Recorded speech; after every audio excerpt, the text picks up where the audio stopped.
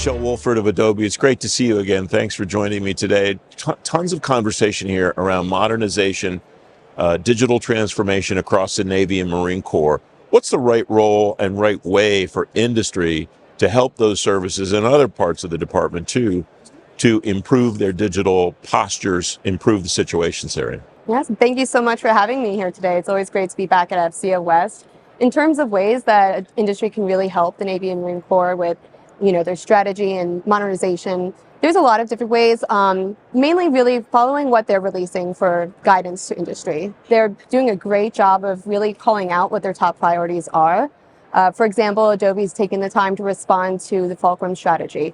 How are the new processes going to be sustainable, secure, scalable, and functional? So really taking that guidance and putting in the work to make sure that we are constantly mapping back to their mission and keeping the mission in the forefront. That's really how industry is going to help with those modernization techniques. One of the themes of all of those guidance documents and of the things that we've heard the Navy and Marine Corps speakers here talking about is user experience and the way that the person interacts with the stuff that they have to use. Yes. What's the best way for them to approach optimizing that user experience, and not just optimizing the tools, but optimizing the way that the employee goes about getting the job done? Exactly. So whether you are, a consumer in the retail space or in the DoD, fulfilling these mission critical objectives, it's imperative that you have a strong user experience. So a quick example with technical training manuals, right? If you have a hard time finding the right content, or if there's an update and you're not tracking that or aware of those changes because the user experience is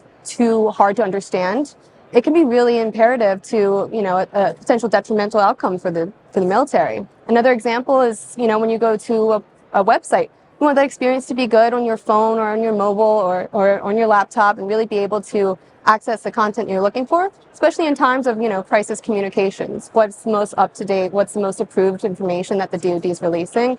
It has another level that, an industry doesn't really have to face because it's tied to a mission. One of the, another item here that a lot of people are talking about is how do we get everybody in the service, whether it's Navy or Marine Corps, to do the same thing, to be using the exact same tools, to see things the same way that their colleagues and peers see them. What have you seen as far as enterprise-wide adoption of tools, services, and so on? How have you seen that work effectively as far as getting the things in so that everybody is on the same page, and then actually using them in the execution phase? Exactly. So being interoperable, really learning from peers across the DoD is important.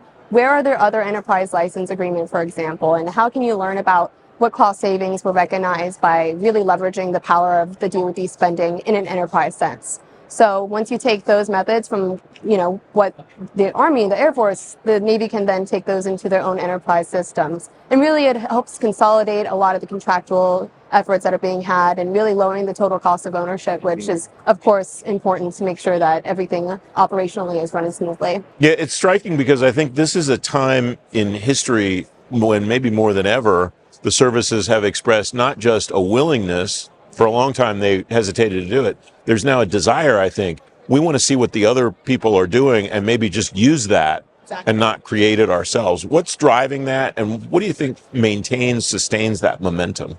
Yeah, so earlier today, we were hearing a lot about the different horizons, right, that the Navy is coming out with. So, how do we do those stepping stones to make sure that we are taking those lessons learned, starting with the pilot and then really taking the ROI from what others have done and replicating it across. So I think the Navy's doing a great job of already recognizing a lot of that value.